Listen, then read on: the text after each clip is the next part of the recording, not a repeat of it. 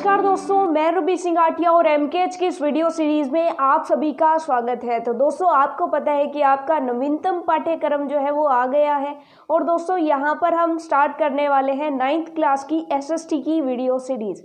तो दोस्तों, एसएसटी में मेनली अगर हम देखें तो आपके 9th क्लास की जो एसएसटी है वहाँ पर टोटल 4 पोर्शन है। एक इतिहास का पोर्शन है जहाँ पर विश्व इतिहास के बारे में हमें जानकारी मिलेगी, उसके बाद एक अर्थशास्त्र का है, एक राजनीति का है और एक हमारे पास भूगोल का पोर्शन है। तो दोस्तों, यहाँ पर सबसे पहले हम भूगोल के चैप्टर्स को लेकर के चलेंगे। भूगोल का जो पोर्शन है उसको लेकर के चलेंगे। भूगोल मतलब ज्योग्राफी, मतलब जो पृथ्वी से रिलेटेड चीज़ें होती हैं उससे हम लेकर के चलेंगे। तो दोस्तों, भूगोल में अगर हम बात करें तो वहाँ पर पहला जो चैप्टर है वो है भारत, उसकी स्थिति व आकार। तो दोस्तों, यहाँ पर जो है हम 9th क्लास का भूगोल का चैप्टर नंबर 1 भारत, आकार व स्थिति को लेकर के चलेंगे। यहाँ पर हम सबसे पहले चीज़ों को समझेंगे कि एक्चुअल में वो चीज़ें हैं क्या। उसके बाद हम क्वेश्चंस देखेंगे कि क्या क्वेश्चंस आते हैं और हमें उन क्वेश्चंस का आंसर कैसे लिखना है, क्योंकि कैसे लिखना है ये एक मेन प्रॉब्लम होती है एसएसटी के क्वेश्चन आंसर में। तो दोस्तों, फटाफट से सबसे पहले हम स्टार्ट करते हैं भारत की स्थिति। पहले आपको आराम से इस चीज़ को समझना है, उसके बाद हम यहाँ पर इसी वीडियो में ये लिख करके जाएंगे कि कैसे हमें अगर क्वेश्चन आता है तो हम इसका आंसर करेंगे। तो सबसे पहले हम देख लेते हैं कि भारत की स्थिति क्या है। तो हमें ये बतानी है कि भूगोल के अंदर यानी पूरी पृथ्वी के अंदर जो ग्लोब होता है वो क्या होता है। तो दोस्तों, जो ग्लोब होता है वो पृथ्वी का एक मॉडल होता है और कुछ नहीं होता। ग्लोब आपने अपने स्कूल्स में या कहीं लाइब्रेरी में देखा होगा, वो क्या होता है, एक मॉडल ही तो होता है ना पृथ्वी का।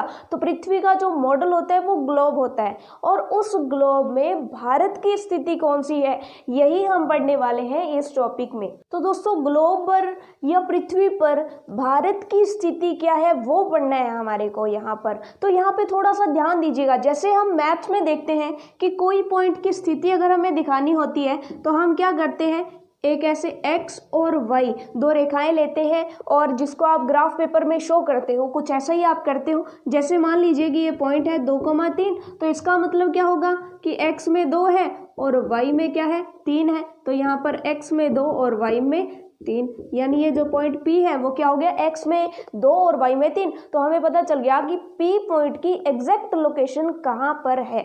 और इसी तरह से पृथ्वी पर किसी जगह की लोकेशन बताने के लिए पृथ्वी पर भी कुछ क्षैतिज तथा ऊर्ध्वाधर रेखाएं खींची गई हैं जिनको हम बोलते हैं अक्षांश तथा देशांतर। दोस्तों, सिंपल सी बात है कि इसी तरह से बिल्कुल किसी भी पॉइंट की स्थिति बताने के लिए पृथ्वी पर भी कुछ, ये तो हो गई क्षैतिज खींची गई रेखाएं, तो इस तरह से कुछ क्षैतिज रेखाएं खींची गई हैं। इन क्षैतिज रेखाओं को तो बोलते हैं अक्षांश। और ये जो अक्षांश रेखाएं हैं वो कोणीय दूरी को प्रदर्शित करती हैं विभिन्न स्थितियों के बीच में, विभिन्न जगहों के बीच में। मान लीजिए कि ये पॉइंट और ये पॉइंट हमने ए और बी लिए हैं, तो वो अलग अलग अक्षांश पर आ जाएंगे। तो हमें पता चल जाएगा कि इनका जो इन दोनों का जो अक्षांशीय विस्तार है या अक्षांशीय स्थिति है वो अलग अलग है। तो ये जो इस तरह की जो क्षैतिज रेखाएं हैं उनको क्या बोला जाता है, अक्षांश। उसी तरह से कुछ ऊर्ध्वाधर रेखाएं भी खींची गई, इस तरह से कुछ ऊर्ध्वाधर रेखाएं भी खींची गई जिनको दोस्तों बोला जाता है देशांतर रेखाएं। देशांतर रेखाएं ये बिल्कुल उसी तरह से जैसे हम x और y का यूज करते हैं, ठीक है। तो ये जो है अलग अलग रेखाएं हैं जिनकी वजह से हमें पता चल जाता है। जैसे कि मान लीजिए कि कोई पॉइंट A है और ये हमें पता चल जाएगा कि अक्षांश में किस पर है और देशांतर में किस देशांतर पर है और किस अक्षांश पर है। तो हम इसकी लोकेशन लिख सकते हैं कि ये इस देशांतर पर है, इस अक्षांश पर है। तो अब दोस्तों, ये जो बहुत सारी अक्षांश और देशांतर रेखाएं हैं, इनमें से 2 मुख्य अक्षांश और देशांतर रेखाएं हैं जिनको यहाँ पर अब हम थोड़ा सा ध्यान से देखते हैं कि जो बिल्कुल बीच वाली अक्षांश है, बिल्कुल बीच वाली अक्षांश, इसको बोलते हैं 0 डिग्री अक्षांश रेखा। 0 डिग्री अक्षांश रेखा। अब इससे ऊपर जाते हैं तो अक्षांशीय विस्तार बढ़ता है, मतलब 0 के बाद 1 डिग्री, 2 डिग्री, 3 डिग्री, 4 डिग्री ऐसे बढ़ती जाती है। और इससे नीचे जाएं तो भी 1 डिग्री, 2 डिग्री, 3 डिग्री, 4 डिग्री बढ़ती जाती है। अब दोनों तरफ फर्क क्या होता है? तो फर्क सिर्फ इतना होता है कि इसके ऊपर वाली जो अक्षांश रेखाएं होती हैं उनको बोलते हैं उत्तरी अक्षांश रेखाएं, हमें पता है। इससे जो ऊपर वाली होती हैं उनको बोलते हैं उत्तरी अक्षांश रेखाएं, और इनसे जो नीचे होती हैं उनको हम बोलते हैं दक्षिणी अक्षांश रेखाएं। बस फर्क सिर्फ इतना ही है कि ऊपर वाली को उत्तरी और नीचे वाली को दक्षिणी। जैसे बीच वाली मान लीजिए कि ये 0 डिग्री है, उससे ऊपर मान लीजिए यहाँ 1 डिग्री, 2 डिग्री, 3 डिग्री, और जैसे जैसे बढ़ेगी तो ये ऊपर वाली तो हो जाएगी उत्तरी और ये जो नीचे वाली है वो हो जाएगी दक्षिणी। तो ये बात हमें पता चल गई कि उत्तरी अक्षांश क्या होते हैं और दक्षिणी अक्षांश क्या होते हैं। तो हम ये कह सकते हैं कि ये जो 0 डिग्री अक्षांश रेखा है वो पूरी पृथ्वी को 2 गोलार्धों में बांट रही है। पृथ्वी को नॉर्मल हम क्या मानते हैं? गोला, और गोले का अर्ध भाग क्या हो जाएगा? गोलार्ध, यानी गोले को आधा करती है। तो 2 गोलार्ध हो गए। जो उत्तर की तरफ गोलार्ध होगा वो क्या हो जाएगा? उत्तरी गोलार्ध। और जो दक्षिण की तरफ गोलार्ध होगा, यानी जो 0 डिग्री अक्षांश से नीचे का हिस्सा है उसको बोलते हैं दक्षिणी गोलार्ध। तो ऐसे जैसे 0 डिग्री अक्षांश रेखा है वैसे ही 0 डिग्री देशांतर रेखा भी है। इस तरह से ये जो 0 डिग्री देशांतर रेखा है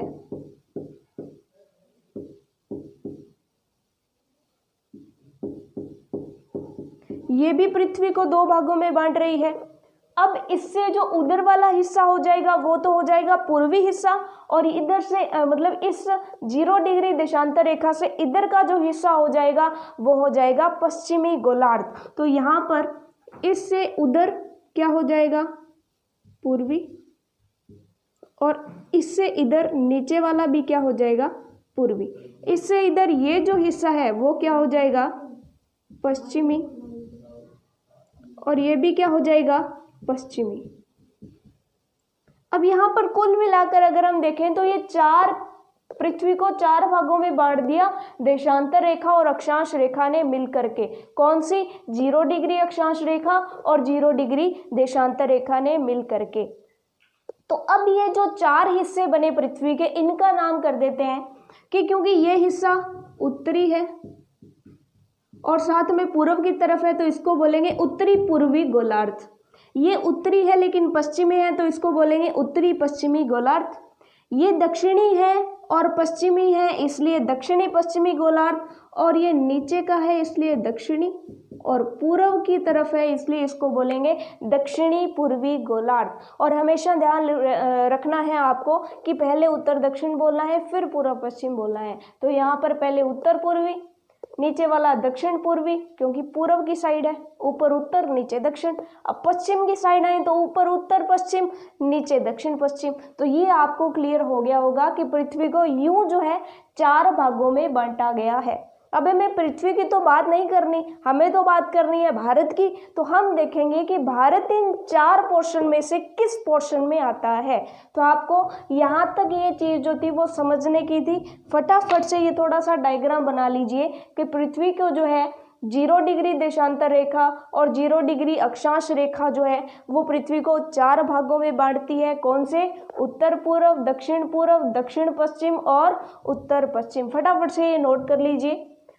साथ ही साथ दोस्तों आपको पता है कि 0 डिग्री देशांतर रेखा को क्या बोला जाता है और 0 डिग्री अक्षांश रेखा को क्या बोला जाता है। तो हमें पता है कि ये जो रेखा है इसे ग्रीनविच रेखा बोला जाता है, क्योंकि ये जो है ग्रीनविच शहर से गुजरती है, इसलिए 0 डिग्री देशांतर रेखा को ग्रीनविच रेखा बोला जाता है। और ये जो 0 डिग्री अक्षांश रेखा है इसको विषुवत रेखा,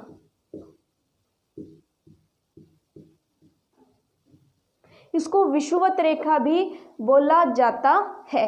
और इसी के साथ साथ जो विषुवत रेखा है इसको भूमध्य रेखा के नाम से भी जाना जाता है, क्योंकि भू के मध्य से जा रही है इसलिए भूमध्य रेखा। तो ये आपको पता होना चाहिए। इतनी सी बेसिक चीज़ फिलहाल, हालांकि ये हमारे लिए काम की नहीं है, ये चीज़ हम समझ लिए तो हम अब भारत की स्थिति जानेंगे, तब ये चीज़ें हमारे काम आने वाली थी। तो हमें पता चल गया अक्षांश देशांतर क्या चीज़ है, वो पृथ्वी को कैसे बांटती है, ग्रीनविच रेखा क्या है, देशांतर रेखा क्या है, 0 डिग्री अक्षांश रेखा क्या है, विषुवत रेखा क्या है और भूमध्य रेखा क्या है। तो चलिए दोस्तों, अब हम देखते हैं कि यहाँ पर भारत की स्थिति क्या है। तो दोस्तों अब हमें देखना है कि भारत कहाँ पे है। तो भारत जो है वो यहाँ पर है, यानी उत्तरी पूर्वी हिस्से में है। उत्तर मतलब ऊपर और पूर्व मतलब क्योंकि ये पूर्वी हिस्से में है, तो जो भारत है वो लगभग यहाँ पर है। तो ये किस गोलार्ध में हुआ? ये हुआ उत्तरी पूर्वी गोलार्ध में। तो चलिए, भारत की स्थिति के बारे में हमें पता चल गया कि भारत जो है पृथ्वी या ग्लोब का जो मतलब ग्लोब अगर कहते हैं, क्योंकि पृथ्वी का प्रारूप ही होता है ग्लोब, तो ग्लोब के अंदर उत्तरी पूर्वी गोलार्ध में स्थित है भारत। अब दोस्तों यहाँ पर थोड़ा सा नोट करने वाली चीज़ है, यही समझ लें तो बाद में हमें दिक्कत नहीं आएगी कि यहाँ पर जितने भी अक्षांश होंगे वो सारे के सारे क्या होंगे, क्योंकि उत्तर की दिशा में है और हमने देखा था कि 0 डिग्री से ऊपर जितने भी अक्षांश होंगे वो उत्तरी अक्षांश होंगे। तो यहाँ पर भारत का जो सबसे उत्तरी और सबसे दक्षिणी हिस्सा होगा वहाँ पर जो भी अक्षांश गुजरेगा, हम देखेंगे आगे कौन सा अक्षांश गुजरेगा, लेकिन जो भी अक्षांश गुजरेगा वो कौन सा अक्षांश होगा, वो उत्तरी अक्षांश होगा। क्योंकि कई बार हम क्या करते हैं कि ये भारत होता है, मैप हम बनाएंगे, अभी फिलहाल इसी से समझ लेते हैं कि ये जो भारत का दक्षिणतम हिस्सा होता है और जो भारत का उत्तरी हिस्सा होता है, वहाँ पर जब हमें अक्षांश दिखाने होते हैं तो हम इनके मान तो सही दिखाते हैं। ये होता है 37 डिग्री 6 मिनट और ये होता है 8 डिग्री 4 मिनट।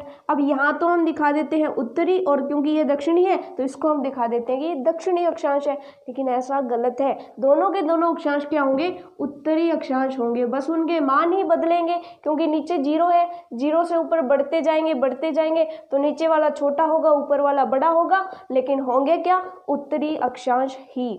वैसे ही जब हम देशांतर की बात करेंगे तो देशांतर भी क्या होंगे?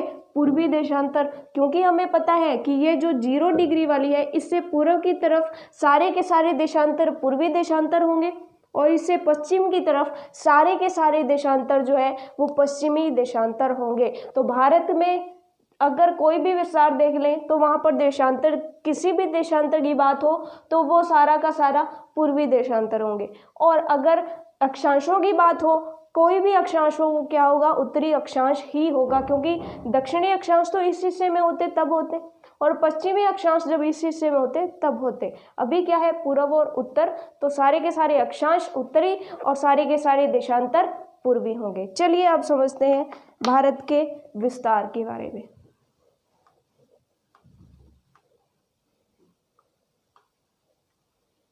तो दोस्तों अगर आपको भारत का मैप बनाना आता है तो बहुत ही अच्छा, क्योंकि मैंने आपको पहले ही बता दिया कि पहले हम समझ रहे हैं कि क्या क्या चीज़ें हैं, फिर हम ये भी देखेंगे कि एग्ज़ाम में हमें क्या लिख के आना है। फिलहाल क्योंकि ये बहुत ही कंफ्यूजिंग चैप्टर रहता है, अगर हम इसको सीधा पढ़ लें तो हमें काफ़ी चीज़ें समझ नहीं आएंगी और एग्ज़ाम टाइम में हमें याद ही नहीं रहेगा। इसकी बजाय अगर हम समझ के इसको अच्छे से करेंगे तो शायद हमें कोई दिक्कत नहीं आने वाली।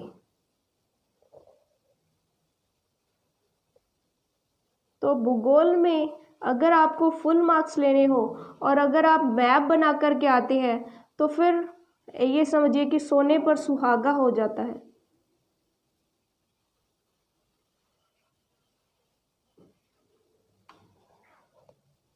चलिए दोस्तों, शायद आपको नीचे से ये मैप नहीं दिखाई दे रहा, तो थोड़ा सा इसको ऊपर बना लेते हैं। वापिस से इसको थोड़ा सा ऊपर बना लेते हैं।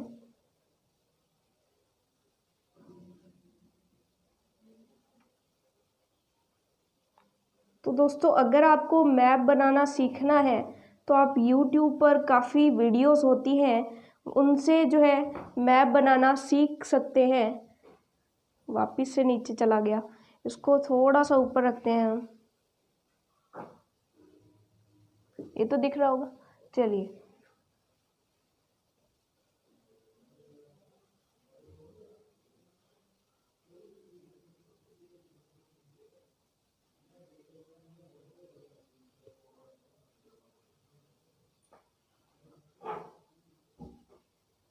तो चलिए ये हमारा भारत का हैंडमेड मैप हो गया। यहाँ से थोड़ा सा सही कर लेते हैं।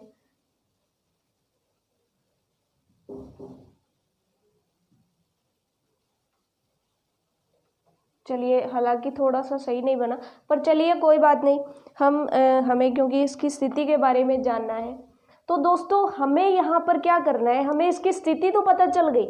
अब हमें देखना है कि इसके सबसे उत्तरी जो पॉइंट है वो वहाँ पर कौन सा अक्षांश गुजरता है, सबसे दक्षिणी जो पॉइंट है वहाँ पर कौन सा अक्षांश गुजरता है, जो सबसे पश्चिमी हिस्सा है ये वाला हिस्सा वहाँ से कौन सा देशांतर गुजरता है, और यहाँ पर ये जो सबसे पूर्वी हिस्सा है वहाँ पर से कौन सा देशांतर गुजरता है, ये हमें अभी यहाँ समझना है। आपको एग्जाम में मैप बना के आना है। अगर आप मैप नहीं बना सकते तो आप सिंपली इस तरह से चतुर्भुज भी बना करके दिखा सकते हैं। भारत का नक्शा अगर आपको नहीं बनाना आता तो आप इस तरह से चतुर्भुज भी बना सकते हैं। तो चलिए अब हम बात करते हैं इसके सबसे दक्षिणतम बिंदु की। तो दोस्तों इसका जो सबसे दक्षिणी बिंदु है, मतलब ये वाला जो बिंदु है, वो जो बिंदु है वहाँ पर जो अक्षांश है उसका मान होता है 8 डिग्री 4 मिनट। ये एक आपको याद करना है, इसी के आधार पर हम सारे बना देंगे। सबसे पहले आपको याद रखना है कि ये जो होता है वो 8 डिग्री 4 मिनट होता है। अब आप बताइए 8 डिग्री 4 मिनट कौन सा अक्षांश होगा, उत्तरी या दक्षिणी? बिल्कुल सिंपल, उत्तरी होगा क्योंकि उत्तरी गोलार्ध में है, तो ये हो जाएगा उत्तरी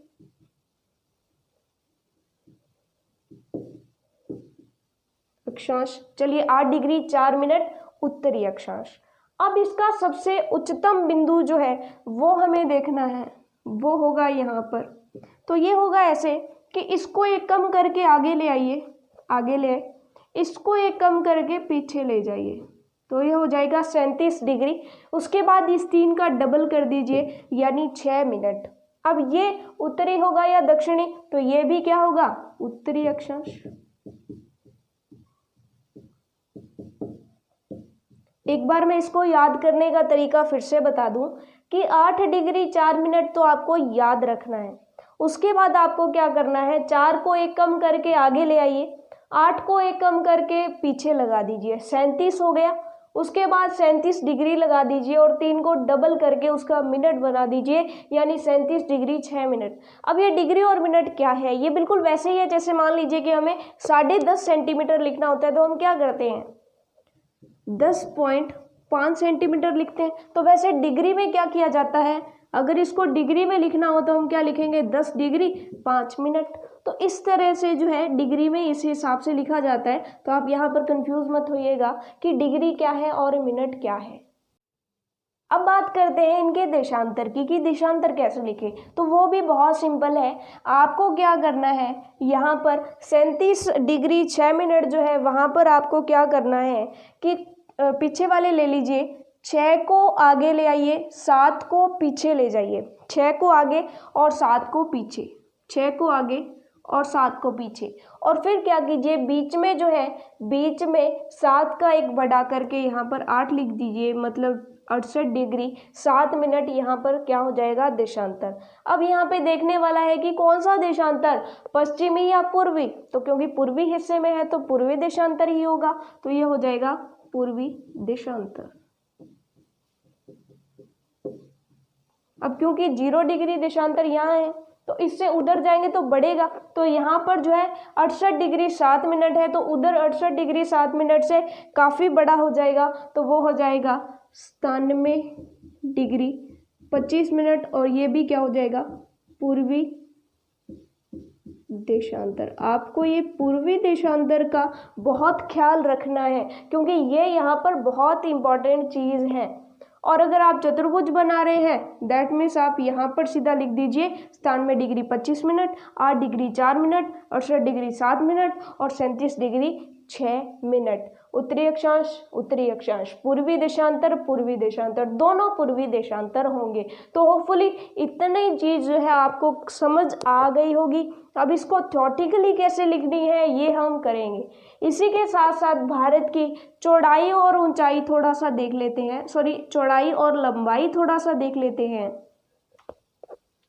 कि ये जो ऊपर के हिस्से से ले करके नीचे जो है कन्याकुमारी तक ये जो होगी ये होगी भारत की लंबाई। और दोस्तों भारत की लंबाई जो होती है वो होती है 32-14 किलोमीटर।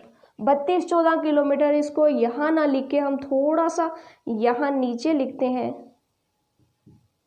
32-14 किलोमीटर। आपको ऐसे ही याद रखना है, 3214 किलोमीटर नहीं याद रखिएगा, आप ऐसे याद रखिएगा 32-14, तो आपको आसानी से याद रहेगा 32-14। और जो चौड़ाई होती है यहाँ से लेकर के पूरा अरुणाचल प्रदेश का ये वाला हिस्सा यहाँ पर थोड़ा सा बाहर होता है, इस तरह से होता है, और हमें लगभग इस तरह से, तो हमें तो ये जो लंबाई है चौड़ाई, लंबाई तो इस तरह से हो जाएगी, ये चौड़ाई हो जाएगी, ये जो चौड़ाई है वो हो जाएगी 29-33 किलोमीटर। मतलब भारत की लंबाई ज़्यादा है 32-14 किलोमीटर और चौड़ाई कम है 29-33 किलोमीटर। तो ये आपको याद रखनी है। अब भारत की स्थिति, जब भी क्वेश्चन आ जाए भारत की स्थिति के बारे में बताइए, तो आपको ये 5 चीज़ें लिख करके आनी है। पहली चीज़, भारत एक विशाल देश है। दूसरी चीज़, भारत जो है भूगोल नहीं, ग्लोब में उत्तरी पूर्वी गोलार्ध में स्थित है। तीसरी चीज़, भारत का अक्षांशीय विस्तार जो है वो 8 डिग्री 4 मिनट उत्तरी अक्षांश से लेकर के 37 डिग्री 6 मिनट उत्तरी अक्षांश तक है, तथा देशांतरीय विस्तार 68 डिग्री 7 मिनट पूर्वी देशांतर से लेकर के 97 डिग्री 28 मिनट पूर्वी देशांतर तक है। इसके साथ भारत की जो लंबाई है ऊपर से लेकर के नीचे तक कन्याकुमारी तक वो कितने हैं 32-14 किलोमीटर, और भारत की जो चौड़ाई है वो हो जाएगी 29-33 किलोमीटर। तो दोस्तों यहाँ पर मैं आपको बता दूं कि यहाँ पर जो है 2 रेखाएं होती है। वैसे तो हालांकि 6-7 रेखाएं होती हैं, बट हम यहाँ पर सिर्फ 2 रेखाओं के बारे में जानेंगे। जब भी हम अक्षांश और देशांतर को अच्छे से पढ़ेंगे तब हम इन रेखाओं के बारे में भी अच्छे से पढ़ेंगे। फिलहाल हम समझ लेते हैं कि दोस्तों यहाँ से जो है यहाँ पर और यहाँ पर, क्योंकि यहाँ से 0 डिग्री अक्षांश है तो ऊपर चलें तो भी अक्षांश बढ़ेंगे, नीचे चलें तो भी अक्षांश बढ़ेंगे।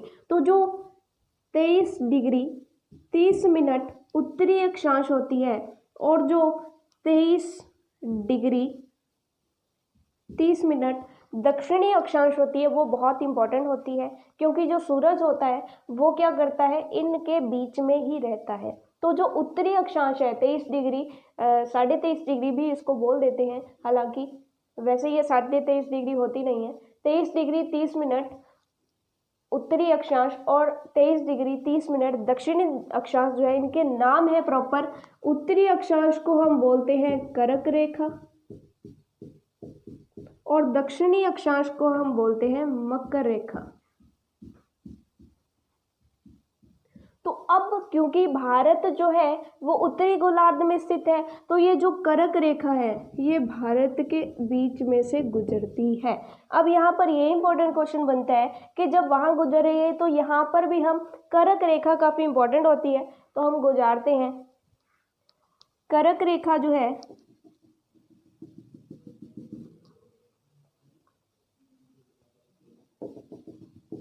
लगभग इस तरह से यहाँ से गुजरती है, तो इसको बोलते हैं कर्क रेखा।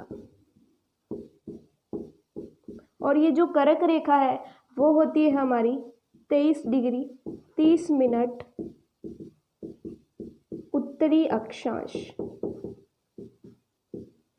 23 डिग्री 30 मिनट उत्तरी अक्षांश तो ये दोस्तों यहाँ से गुजरती है और ये जो रेखा है वो लगभग भारत को 2 बराबर भागों में बांटती है। लगभग, ये हमने काफ़ी थोड़ी सी नीचे हो गई, थोड़ी सी और ऊपर हो गई, तो ये लगभग बराबर 2 भागों में बांटेगी कर्क रेखा। तो चलिए दोस्तों, यहाँ पर आपको एक होमवर्क मिलेगा कि अगर आपके पास मैप है भारत का, या फिर आपके हाथ में अभी कोई मोबाइल या लैपटॉप होगा, तो वहाँ पर आपको गूगल करके ये पता करना है, आपका ये होमवर्क है कि कर्क रेखा भारत के किन किन राज्यों से गुजरती है, कि यहाँ से स्टार्ट होती है और फिर पूरा लास्ट तक गुजरती है। तो आपको पता करना है कि बीच में से किन किन राज्यों से गुजरती है। नेक्स्ट चैप्टर की जो भी वीडियो रहेगी वहाँ पर हालांकि हम सारे के सारे जो होमवर्क के क्वेश्चंस होते हैं उनको डिस्कस करेंगे, लेकिन फिलहाल आपको पता करके आना है कि कर्क रेखा किन किन राज्यों से गुजरती है।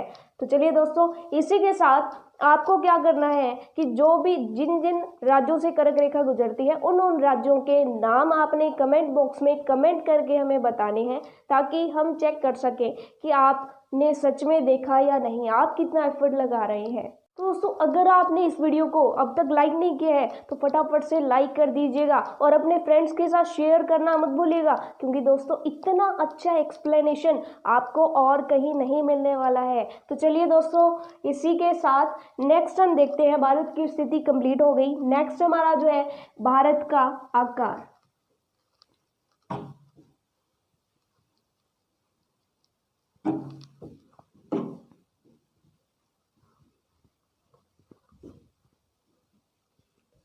तो दोस्तों, आपको अगर आपका जनरल नॉलेज ठीक ठाक है तो आपको पता होना चाहिए कि भारत का क्षेत्रफल कितना है, भारत का कुल क्षेत्रफल कितना है।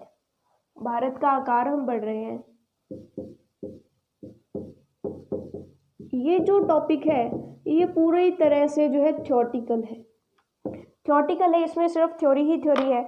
इसमें हमें पता है कि भारत का जो आकार है, यानी आकार का मतलब अगर समझे तो जो क्षेत्रफल है वो कितना है। तो भारत के भूभाग का कुल क्षेत्रफल कितना है, तो वो हमें पता है कि भारत के भूभाग का क्षेत्रफल, भारत के कुल भूभाग मतलब सिर्फ धरती, भारत के भूभाग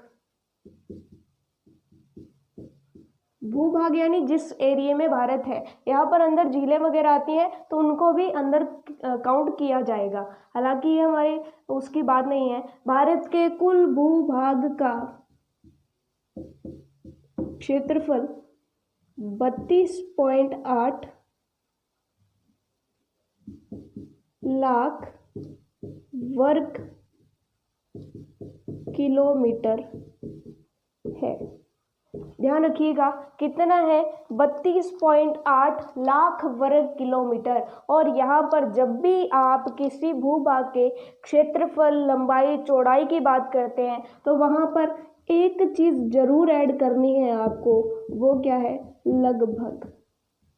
इससे आपका क्वेश्चन अगर थोड़ा बहुत ऊपर नीचे हो जाता है तो वो गलत नहीं होगा, क्योंकि आपने क्या लगाया है, लगभग लगाया है। लगभग 32.8 लाख वर्ग किलोमीटर है क्या, भारत के कुल भूभाग का क्षेत्रफल। अब उसके बाद हमें भारत का आकार दिखाना है विश्व की तुलना में। तो अगर विश्व की तुलना करें तो विश्व का टोटल जितना भी क्षेत्रफल है, भारत का क्षेत्रफल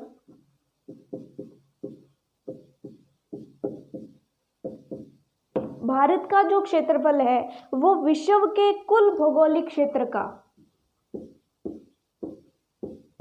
विश्व के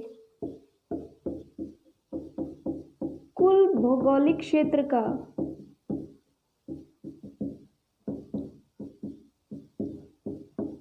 मात्र 2.4% है। मतलब विश्व का जितना, विश्व के टोटल भूभाग का क्षेत्रफल ले ले तो उसका कितना प्रतिशत है भारत का क्षेत्रफल, तो वो है 2.4%। अब हमने उसके क्षेत्रफल की बात कर ली, विश्व की तुलना में उसके पास कितना परसेंटेज है वो हमने बात कर ली। अब हमें बात करनी है कि क्षेत्रफल की दृष्टि से विश्व में भारत का कौन सा स्थान है। तो वो हमें पता है कि क्षेत्रफल की दृष्टि से भारत का विश्व में 7वां स्थान है। मतलब हम क्या लिखेंगे कि यह विश्व का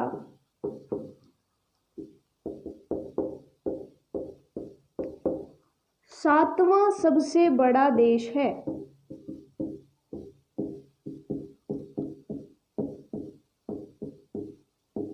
तो यहाँ पर बड़े होने का मतलब क्या है कि इसका क्षेत्रफल जो है वो ज़्यादा है। और ज़्यादा कितना है कि ये पूरे विश्व के देशों में कितने नंबर पर आता है, 7 नंबर पर आता है।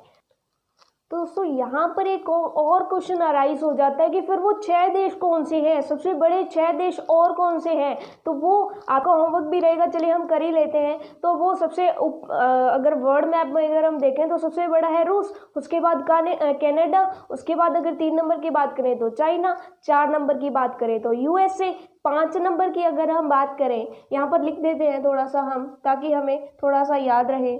पहला तो हो जाएगा रूस, दूसरा है हमारा कनाडा आप लिख सकते हैं, तीसरा है चाइना या चीन, चौथा जो है चाइना के बाद ध्यान रखिएगा चौथा जो है वो हो जाएगा USA, United states of America. जो 5वां है वो हो जाएगा ब्राज़ील, छठा जो है वो हो जाएगा ऑस्ट्रेलिया। ऑस्ट्रेलिया का पूरा महाद्वीप जो है वो एक ही देश है, हमें पता है। और ऑस्ट्रेलिया के बाद जो है 7वां हो जाएगा इंडिया। तो चलिए इतनी बात हमें क्लियर हो गई कि भारत का कुल क्षेत्रफल कितना है, भारत का क्षेत्रफल विश्व का कितना प्रतिशत है और हमारा विश्व में कौन सा स्थान है, ये भी हमें पता चल गया। और इसी के साथ जो हमने भारत की लंबाई और चौड़ाई की बात की थी, लंबाई 32-14 किलोमीटर और चौड़ाई जो है वो 29-33 किलोमीटर, वो भी आप यहाँ पर ऐड कर सकते हो दोबारा से अगर ऐड करना चाहो तो चलिए दोस्तों, इसके बाद हमारे पास यहाँ पर इसके बाद ये हम रब कर देते हैं, आपने अगर नोट कर लिया हो तो। चलिए अब हम बात करते हैं स्थलीय सीमा और जलीय सीमा की। मतलब भारत की सीमा की बात करते हैं, हमने आकार के बारे में पढ़ना है तो हम यहाँ पर सीमा भी पढ़ेंगे। सीमा का मतलब है कि भारत से अगर बाहर निकले, भारत से बाहर निकलना चाहे तो कितनी सीमा है भारत की, बाउंड्री क्या है। जैसे यहाँ पर हम भारत की बाउंड्री ड्रॉ कर रहे हैं, तो ये भारत की बाउंड्री है।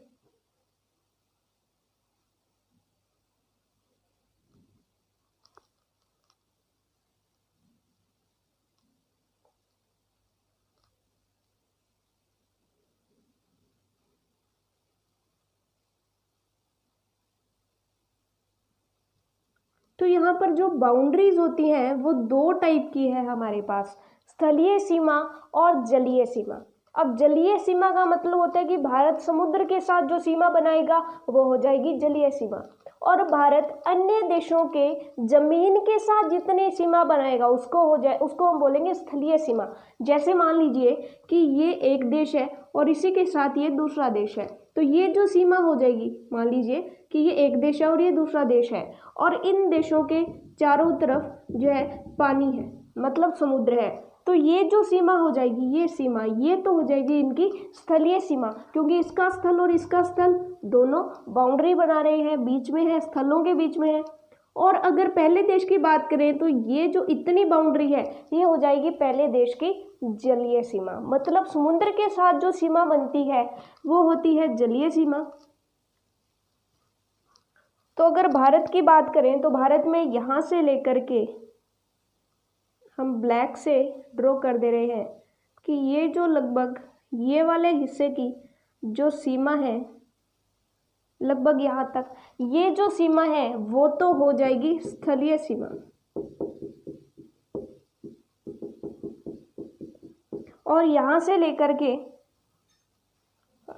सॉरी यहाँ तक, थोड़ा सा यहाँ तक हो जाएगी, और उसके बाद लगभग क्योंकि यहाँ बीच में भी बॉर्डर है तो यहाँ से लेकर के यहाँ तक जो पूरी सीमा हो जाएगी, नीचे की जितनी भी सीमा है वो सारी की सारी क्या हो जाएगी, भारत की जलीय सीमा। अब इसके साथ ये तो हो गई जलीय सीमा, इसके साथ यहाँ पर थोड़ी सी और चीज़ें समझना जरूरी है कि लक्षद्वीप और अंडमान निकोबार जो है वो भी भारत का हिस्सा है, जो कि कहाँ पर है, यहाँ पर है। मान लीजिए ये हो गया अंडमान निकोबार और ये हो गई लक्षद्वीप, तो ये भी भारत का हिस्सा है और इनके चारों तरफ भी क्या है, पानी है। इनके चारों तरफ भी क्या है, पानी है, तो ये भी तो जलीय सीमा बनाएंगे। तो इनकी सीमा और इस सीमा को मिला करके जो टोटल सीमा बनेगी उसको हम बोलेंगे टोटल जलीय सीमा। तो यहाँ पर दो चीज़ें बहुत इंपॉर्टेंट लिख देंगे हम कि 3 पॉइंट्स हो गए। उसके बाद चौथा पॉइंट हमारा क्या हो जाएगा कि भारत की कुल स्थलीय सीमा, भारत की कुल स्थलीय टोटल स्थलीय सीमा जो है वो है 15,200 किलोमीटर। भारत की कुल स्थलीय सीमा मतलब ऊपर की, चाहे वो पाकिस्तान के साथ है, अफगानिस्तान के साथ है, चाइना, नेपाल, भूटान, म्यांमार, बांग्लादेश के साथ जितनी भी सीमा है वो क्या है, स्थलीय सीमा है। चलिए और थोड़ा सा यहाँ पर ये स्थलीय सीमा हो रह गई, क्योंकि ये भी तो एक अलग देश है ना, तो ये हमारी स्थलीय सीमा हो गई जो कि अंदर की तरफ से है। चलिए उसके बाद जो हमारा नेक्स्ट पॉइंट है कि भारत की टोटल जलीय सीमा, भारत की कुल जलीय सीमा। अब यहाँ पर कुल जलीय सीमा के साथ साथ ये चीज़ लिखना जरूरी है कि अंडमान निकोबार, लक्षद्वीप तथा तमाम द्वीप समूहों को मिला करके भारत की कुल जलीय सीमा सभी, यहाँ पर जगह नहीं है, आप ये भी लिख लीजिएगा इसके साथ कि अंडमान निकोबार, लक्षद्वीप तथा सभी द्वीप समूहों को मिलाकर कितनी है, वो है, यहाँ पर इधर से लिखते हैं, जो सभी द्वीप समूहों को मिलाकर के जो सीमा है वो है 7,516.6 किलोमीटर है। चलिए ये 5 पॉइंट भारत की आकार के बारे में अगर आप लिख करके आते हैं तो आपके मार्क्स कहीं भी नहीं कटेंगे। और दोस्तों बहुत ही इम्पोर्टेंट टॉपिक है ये, बहुत ही इम्पोर्टेंट है। इसके बाद दोस्तों दो चीज़ें और बचती हैं, वो आप सुन लीजिए और अपने आप लिखिएगा आप, हम यहाँ पर नहीं लिखेंगे, कि भारत की ये जो स्थिति है, थोड़ा सा इसको रब करके अच्छे से समझ लेते हैं हम। ये अगर आपने नोट नहीं किया है तो फटाफट से स्क्रीनशॉट ले लीजिए इसका।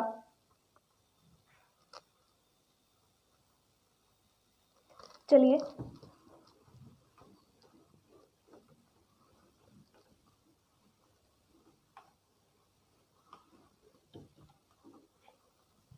इसके बाद हम बात करते हैं कि भारत का जो दक्षिणी हिस्सा है, सिर्फ दक्षिणी हिस्से को हम बना लेते हैं। तो भारत का दक्षिणी हिस्सा लगभग कुछ इस तरह से है, सिर्फ नीचे का हिस्सा लिया है हमने, ध्यान दीजिएगा। दक्षिण का मतलब है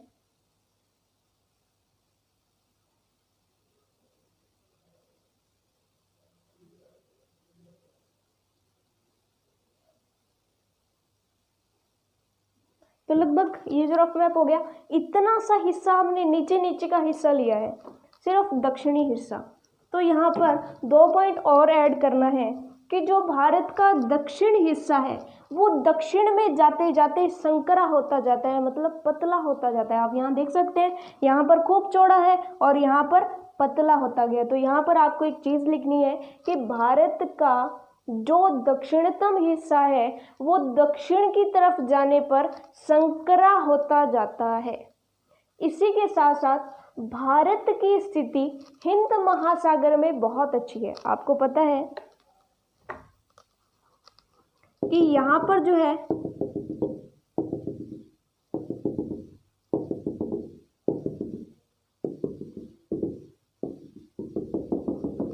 पूरा एक महासागर पड़ता है जिसका नाम है हिंद महासागर। और ये जो महासागर है इसका नाम भी भारत यानी हिंदुस्तान के नाम पर ही पड़ा है, हिंद महासागर। और भारत के ही कुछ हिस्से यहाँ पर लक्षद्वीप और यहाँ पर अंडमान निकोबार, ये छोटे छोटे द्वीपों के समूह है। यहाँ पर पोर्ट ब्लेयर एक काफ़ी बड़ा द्वीप है जो कि अंडमान निकोबार की राजधानी भी है। चलिए, यहाँ पर जो है छोटे छोटे द्वीप समूह है, ये भी भारत के हैं। तो सोचिए कि यहाँ पर जितना भी मछलियाँ वगैरह होती है वहाँ पर भारत का कितना बड़ा अधिकार है। इसी के साथ साथ अगर गहरे समुद्र में हम जाएं तो ये हिस्सा भारत का है, तो यहाँ पर हमें यहाँ पर होने का बहुत बड़ा फ़ायदा होता है, क्योंकि यहाँ पर जो खनिज पदार्थ वगैरह होते हैं, तो ये जो आपको पता है कि आसपास का हिस्सा होता है उस पर उसी देश का अधिकार होता है। तो हमारा यहाँ पर अधिकार है पूरा का पूरा हिंद महासागर में। तो आपको यहाँ पर एक चीज़ लिखनी है कि हिंद महासागर में भारत की स्थिति बहुत ही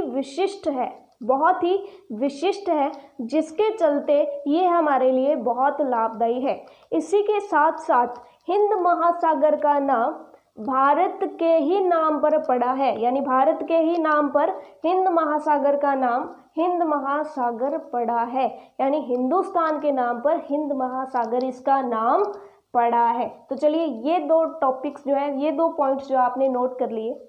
इसी के साथ साथ एक और चीज़ कि जो दक्षिण हिस्सा है, ये जो दक्षिण हिस्सा है तो ये हिंद महासागर को दो भागों में बांट रहा है। तो ये जो हिंद महासागर का हिस्सा है और ये जो हिंद महासागर का हिस्सा है, इन्हें भी अलग अलग नामों से जाना जाता है।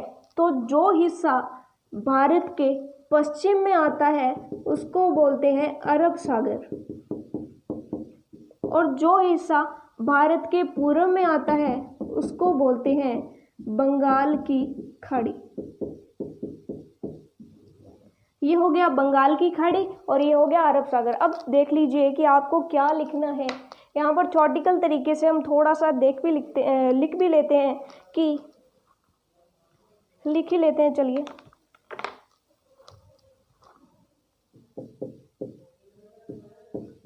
भारत का दक्षिणी भूभाग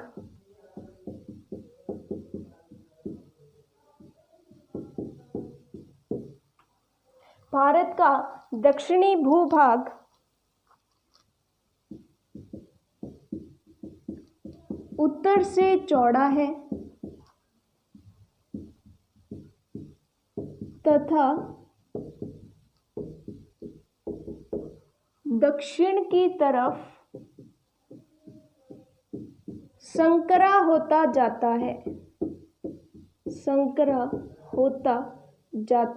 है।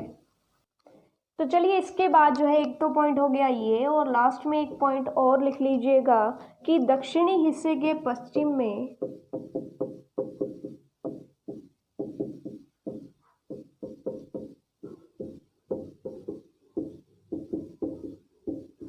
पश्चिम में क्या है, अरब सागर। तो दक्षिणी हिस्से के पश्चिम में अरब सागर स्थित है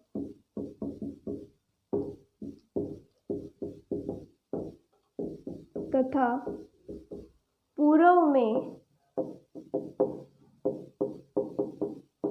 बंगाल की खाड़ी स्थित है। अब बंगाल की खाड़ी और अरब सागर है क्या? एक्चुअल में ये है तो हिंद महासागर का हिस्सा ही। अब क्योंकि बीच में भारत आ गया और इसको भारत का दक्षिणतम प्रायद्वीप भी कहते हैं, क्योंकि ऐसा हिस्सा जिसके तीन तरफ पानी होता है, यानी इसके इधर भी पानी, यानी अगर हम बात करें पश्चिम की तरफ भी पानी, पूर्व की तरफ भी पानी और दक्षिण की तरफ भी पानी, तो तीनों हिस्सों में यानी तीन दिशाओं से पानी से घिरा है, तो इसको बोलते हैं प्रायद्वीप। तो ये जो भारत का प्रायद्वीप है, इसने हिंद महासागर को दो भागों में बांट दिया, जिसकी वजह से हमने हिंद महासागर को दो नाम दे दिए। नीचे वाला हिस्सा हिंद महासागर ही रहेगा, ये वाला जो हिस्सा है इसको अरब सागर बोलेंगे, और ये वाला जो हिस्सा है इसको बंगाल की खाड़ी बोलेंगे। इसी के साथ अगर आप जोड़ना चाहो तो और भी बहुत सारे पॉइंट्स जोड़ सकते हो कि जो लक्षद्वीप है वो अरब सागर में स्थित है और जो अंडमान निकोबार है वो बंगाल की खाड़ी में स्थित है। तो चलिए, जितना मर्जी हम इसमें जोड़ना चाहें हम जोड़ सकते हैं। तो चलिए, भारत के आकार के बारे में बस इतना ही।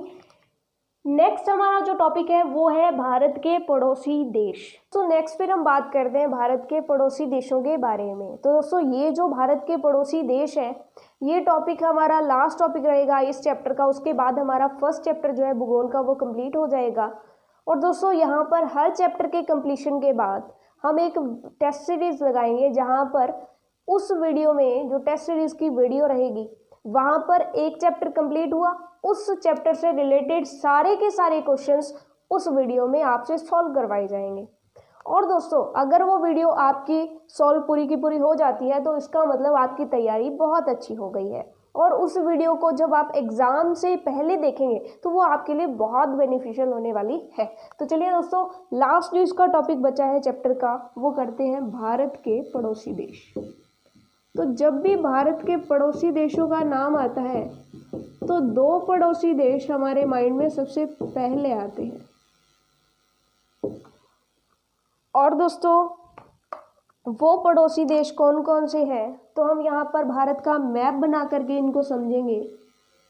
पहले भारत का मैप बना लेते हैं।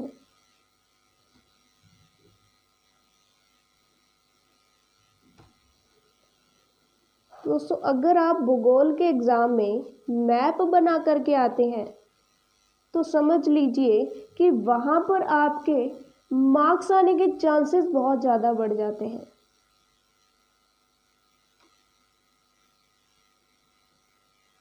तो मेरे अकॉर्डिंग तो आपको मैप बनाना सीखना चाहिए।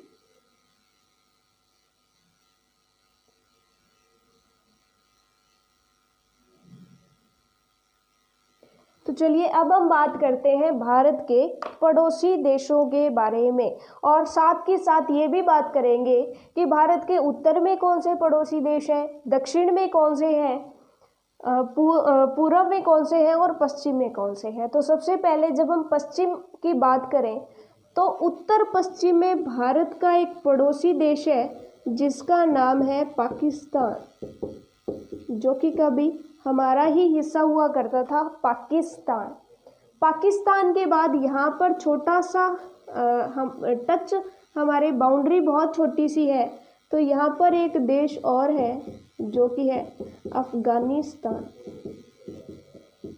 तो अगर हम बात करें पश्चिमी भारत की तो पश्चिम की तरफ भारत दो देशों के साथ सीमा बनाता है। कौन कौन से? अफगानिस्तान और पाकिस्तान। ये किस डायरेक्शन में हो गए? ये बात हो गई पश्चिम की।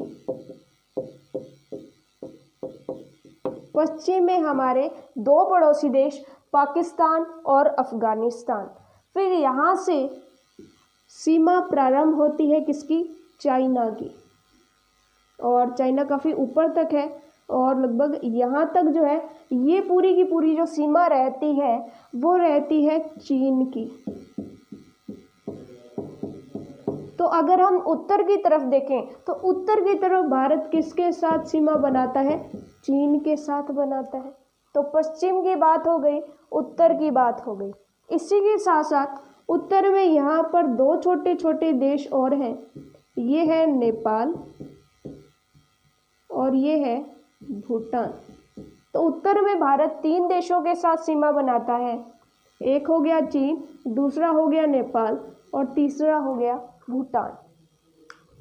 अब जब हम पूर्व की तरफ आते हैं, पूर्व की तरफ अगर चलें तो यहाँ पर एक देश है म्यांमार, जिसको बर्मा भी बोला जाता था आज़ादी से पहले, जहाँ पर यहाँ से अंग्रेज जो थे वो यहाँ से हमारे जो भी राजा महाराजा थे उनको कैद करके बर्मा ले जाया करते थे। तो चलिए म्यांमार जो है वो किस दिशा में हो गया? ये हो गया पूर्वी दिशा में है। तो पूर्व दिशा में जो भारत है उसका पड़ोसी देश कौन है? म्यांमार। इसी के साथ साथ यहाँ पर जो है बांग्लादेश, तो बांग्लादेश भी किधर है? पूर्व की तरफ है। तो पूर्व में जो है बांग्लादेश और म्यांमार बनाते हैं। चलिए ये बात क्लियर होगी। अब दक्षिण की तरफ अगर हम चलें तो आपको पता है दक्षिण में हम थोड़ा सा देख लेते हैं, शायद आपको दिख नहीं रहा होगा, थोड़ा सा हम इसको ऊपर उठा लेते हैं।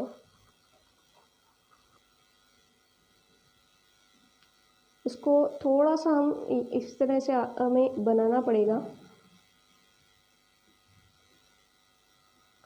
थोड़ा सा हमने छोटा कर दिया है इसको। तो यहाँ पर एक देश है श्रीलंका। श्रीलंका और भारत जो है वो जलीय सीमा बनाते हैं। तो यहाँ पर एक और देश है, यहाँ पर लक्षद्वीप है, और यहाँ पर एक और देश है जो कि द्वीपों का समूह है, मालदीव। मालदीव जिसकी राजधानी है माले, तो आपको माले बोल दिया जाए या मालदीव बोला जाए, एक ही बात है। तो ये जो मालदीव है और ये जो श्रीलंका है, ये दक्षिण हिस्से की तरफ, यानी भारत का जो दक्षिणतम हिस्सा है वो इन दो देशों के साथ सीमा बनाता है, और इसी के साथ ये जलीय सीमा बनाते हैं। अब श्रीलंका और भारत के बीच में एक बहुत ही इंपॉर्टेंट चीज़ यहाँ पर आती है कि ये हो गया भारत का दक्षिणतम हिस्सा, और इसी के बाद जो श्रीलंका है वो लगभग इस तरह से है। थोड़ा सा आप ध्यान से देखिएगा, मैप में इस तरीके से है। अब श्रीलंका और भारत के बीच में कोई निर्धारित बाउंड्री तो है नहीं, क्योंकि यहाँ पर तो बाउंड्री निर्धारित है कि ये जो बाउंड्री है वो पाकिस्तान और भारत के बीच की बाउंड्री है, लेकिन यहाँ पर तो क्या है, पानी है। तो पानी के चलते यहाँ पर निर्धारित सीमा तो है नहीं।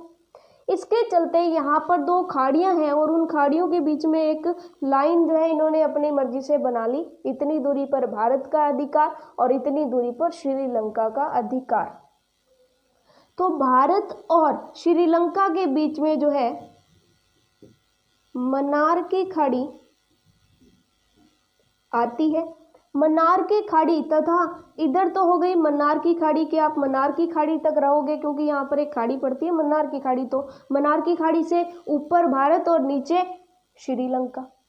अब यहाँ पर क्या करें, तो यहाँ पर एक संधि की गई जिसका नाम था पाक संधि। अब इसके हिंदी नाम में थोड़ा सा कंफ्यूजन है कि यहाँ पर एल तो लगा हुआ है, लेकिन ये एल जो है वो साइलेंट रहता है। तो हिंदी में तो इसको लिखेंगे पाक जल संधि, और इंग्लिश में इसको लिखेंगे PALK जल संधि, PALK जल संधि। तो यहाँ पर एल साइलेंट रहता है तो पाक आ जाता है। और पाक जल संधि नाम सुनने से कैसा लगता है, पाक, पाक मतलब पाकिस्तान। तो पाकिस्तान और भारत के बीच की कुछ हमें डाउट हो जाता है कि शायद वहाँ की कोई जल संधि होगी, लेकिन ऐसा बिल्कुल नहीं है। यहाँ पर पाकिस्तान का कोई लेना देना नहीं है। पाक जल संधि जो है वो यहाँ पर की गई एक जल संधि है कि ये जो जल संधि है इससे ऊपर यहाँ भारत का और इससे नीचे श्रीलंका का, क्योंकि यहाँ पर दो छोर है। इधर तो मन्नार की खाड़ी से डिसाइड हो गया और इधर हो गया पाक जल संधि द्वारा। और ये जो पाक जल संधि है ये पाकिस्तान से रिलेटेड नहीं है। इसका मतलब अगर आप यहाँ पर पालक लिख ले तो ज़्यादा अच्छा होगा। पालक लिख करके एल को आप काट दें कि ये हो गया पाक जल संधि। चलिए ये इतना क्लियर हो गया आपको। तो इसको आप थोड़ा सा लैंग्वेज बना करके अगर लिख लें थ्योरेटिकल वे में तो वो बहुत अच्छा होगा। तो एक बार इसको थोड़ा सा थ्योरेटिकल वे में समझ लेते हैं कि आपको एग्ज़ाम में क्या लिखना है। अगर भारत के पड़ोसी देशों की बात की जाए तो भारत के प्राचीन काल से ही पड़ोसी देशों के साथ अच्छे संबंध रहे हैं, और भारत जो है वो पश्चिम में अफगानिस्तान तथा पाकिस्तान के साथ सीमा बनाता है, और उत्तर में चीन, नेपाल, भूटान के साथ सीमा बनाता है, पूर्व में म्यांमार तथा बांग्लादेश के साथ सीमा बनाता है, और दक्षिण में मालदीव तथा श्रीलंका के साथ सीमा बनाता है। चलिए इतना क्लियर हो गया। इसके साथ साथ भारत तथा श्रीलंका के बीच में मन्नार की खाड़ी तथा पाक जल संधि है। हिंदी में पाक और इंग्लिश में PALK। ये मैंने खास ध्यान दिया, इस पर खास आपका ध्यान दिलवाया, क्योंकि यहाँ पर पाक का मतलब पाकिस्तान से रिलेटेड कुछ नहीं है। चलिए ये हो गया भारत के पड़ोसी देश।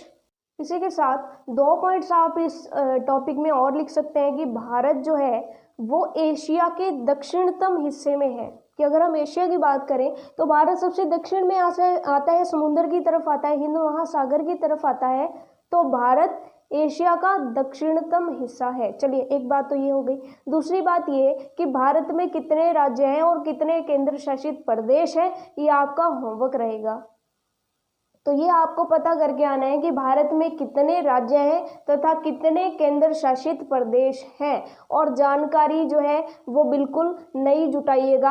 तो क्योंकि भारत में 28 राज्य हैं तथा 8 केंद्र शासित प्रदेश हैं, ये नवीनतम जानकारी है और आपका होमवर्क रहेगा कि आपको लिख करके लेके आने हैं कि कौन से 28 राज्य हैं और कौन से 8 केंद्र शासित प्रदेश हैं। क्योंकि जम्मू कश्मीर और लद्दाख का तो हमें पता है कि उन्हें केंद्र शासित प्रदेश बना दिया गया। एक नवीनतम जानकारी और भी है कि जो हमारे दो केंद्र शासित प्रदेश थे, दादर नागर की हवेली और दमन और दीव, दो थे, उनका एकीकरण कर दिया गया, मतलब उनको एक बना दिया गया। तो पहले 7 थे, फिर 2 बड़े जम्मू कश्मीर और लद्दाख 9 हो गए, फिर क्योंकि 2 को मिला के 1 कर दिया तो 1 कम हो गया, तो वापिस से 8 हो गए। तो यहाँ पर आपको उनके नाम नोट करके लेके आने हैं, ये आपका होमवर्क रहेगा। तो दोस्तों इस वीडियो में बस इतना ही। होपफुली ये वीडियो आपके लिए हेल्पफुल रही होगी, आपको वीडियो पसंद आई होगी। अगर आपको वीडियो पसंद आई है तो वीडियो को लाइक ज़रूर करिएगा, अपने फ्रेंड्स के साथ शेयर करिएगा, साथ ही साथ इस चैनल को सब्सक्राइब ज़रूर कर दीजिए। और दोस्तों हमारी ये जो वीडियोस हैं वो नवीनतम पाठ्यक्रम पर आधारित है, यानी एनसीईआरटी बुक्स पर कम्प्लीटली आधारित है, जो कि नवीनतम हमारा 2020 और 21 का सत्र जो रहेगा उसमें जो है हमारी बुक्स लगने जा रही हैं और लग भी गई हैं, आपको पता लग गया होगा। दोस्तों इसी के अकॉर्डिंग आपको तैयारी करते रहना है। और दोस्तों इसी के साथ धन्यवाद।